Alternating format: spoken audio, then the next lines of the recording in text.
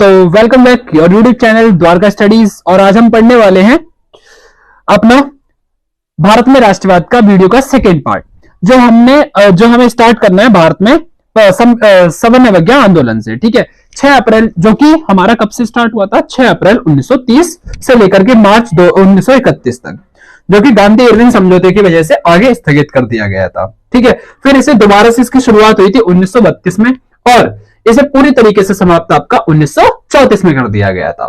ठीक है, अब इसके अंदर जो हमारी मुख्य घटनाएं हुई थी वो हम यहां पर पढ़ने जा रहे हैं। जैसे कि देश के अलग अलग हिस्से में नमक का उल्लंघन किया था लोगों ने, विदेशी वस्तुओं का बहिष्कार हुआ था, शराब की दुकानों को पिकेटिंग कर दी गई थी, यानी कि बंद कर दी गई थी, वन कानूनों का उल्लंघन हुआ था। ये सविनय अवज्ञा आंदोलन की कुछ मुख्य घटनाएं। अब इन घटनाओं को देखते हुए हमारी जो यानी कि जो अंग्रेजों की सरकार थी, ब्रिटिश सरकार, इनकी क्या प्रतिक्रिया रही, इन्होंने क्या रिएक्शन दिया। यानी कि जो कांग्रेस के नेता थे उन्होंने जबरदस्ती हिरासत में ले लिया, निर्मम दमन किया गया, यानी कि अत्याचार किया गया, टॉर्चर किया गया हमारे लोगों को, शांतिपूर्ण सत्याग्रहियों पर भी आक्रमण किया गया। यानी कि जो लोग आपका नरम दल के थे, यानी कि जो शांति से आपका सत्याग्रह कर रहे थे, उन पर भी आक्रमण किए गए, महिलाओं को, बच्चों को, इन सभी की पिटाई की गई, लगभग 1 लाख लोगों को गिरफ्तार कर लिया गया। ठीक है, आंदोलन में भाग लेने वाले सभी लोग थे, अमीर किसान, गरीब किसान, व्यवसायी वर्ग, महिलाएं, मजदूर, सभी भारत के सभी लोग, जिनका उद्देश्य अलग अलग था। ठीक है, अब यह कैसे असहयोग आंदोलन से अलग था? असहयोग आंदोलन का लक्ष्य था स्वराज। असहयोग आंदोलन का लक्ष्य क्या था? स्वराज। और इस बार था पूर्ण स्वराज। मतलब पहले तो सिर्फ और स्वराज था, इस बार क्या था? इसके अंदर हमें पूर्ण स्वराज चाहिए। असहयोग में कानून का उल्लंघन शामिल नहीं था, जबकि इस आंदोलन में कानून को तोड़ा भी गया। वहां पर कानून को तोड़ना जरूरी नहीं था, मतलब तोड़ा नहीं गया, लेकिन यहां पर कानून को तोड़ा गया। ठीक है, और नेक्स्ट टॉपिक, सवर्ण अवज्ञा आंदोलन की सीमाएं क्या थी, कौन सी लिमिटेशंस थी? तो भारत अनुसूचित वर्ग की भागीदारी नहीं थी इसके अंदर। ठीक है, क्योंकि लंबे समय से कांग्रेस इनके हितों की अनदेखी कर रही थी। हमारे भारत के अंदर जो ओबीसी एसटी था, कांग्रेस इनको अनदेखी करती जा रही थी, इसलिए इन्होंने इसमें भागीदारी नहीं ली थी। डॉक्टर भीमराव अंबेडकर जी ने इनके एसोसिएशन को उठाया था। मुस्लिम लीग द्वारा सवर्ण अवज्ञा के प्रति कोई खास उत्साह नहीं था, क्योंकि 1920 के दशक के मध्य से कांग्रेस हिंदू सभा जैसे हिंदू धार्मिक संगठनों के करीब आने लगी थी।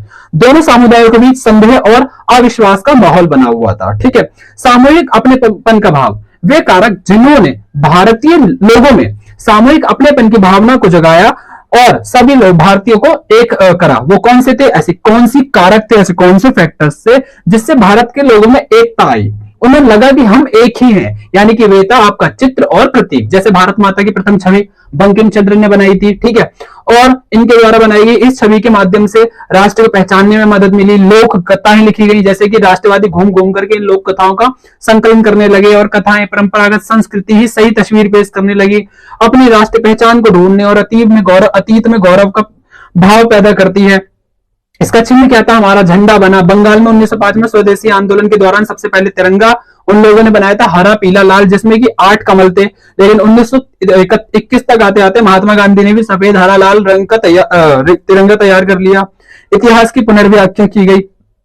बहुत से भारतीय महसूस करने लगे कि राष्ट्र के प्रति गर्व का भाव जगाने के लिए भारतीय इतिहास को अलग ढंग से पढ़ना चाहिए, बाकी भारतीय गर्व का अनुभव कर सके।